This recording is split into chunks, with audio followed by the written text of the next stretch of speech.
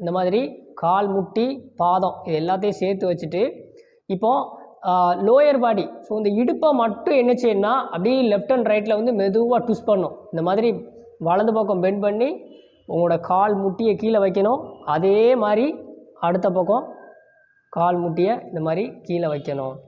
இந்த மாதிரி நீங்கள் பாட்டு ஒரு 5 டைம் இல்லை 10 டைம் வந்து இந்த மாதிரி செய்யணும். கழுத்தெல்லாம் திருப்பவே வேண்டாம். சிலவங்க கழுத்தை திருப்பி பண்ணுவாங்க. நம்ம ஆரம்பத்தில் கழுத்தை திருப்ப வேண்டாம்.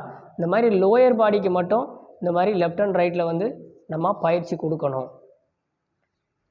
Okay, relax.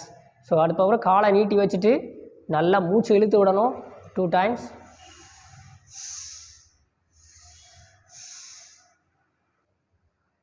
ஸோ அதுக்கப்புறம் இந்த பவன முத்தாசனா இந்த மாதிரி உட்காந்துட்டு காலை மடக்கி வச்சுக்கோங்க. மடக்கி வச்சுட்டு உங்களோட கையை வச்சு அந்த முட்டியை வந்து லாக் பண்ணிக்கணும். நல்லா லாக்